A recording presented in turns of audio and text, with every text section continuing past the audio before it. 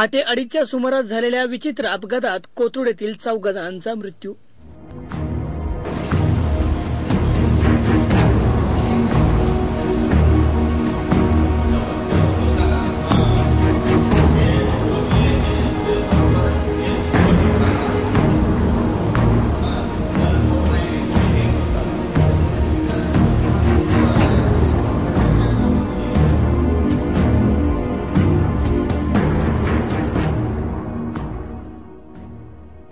Pune Mumbai express हायवेवर 4 गाडींच्या धडकेत car मधले प्रवासी जागीच ठार झाले।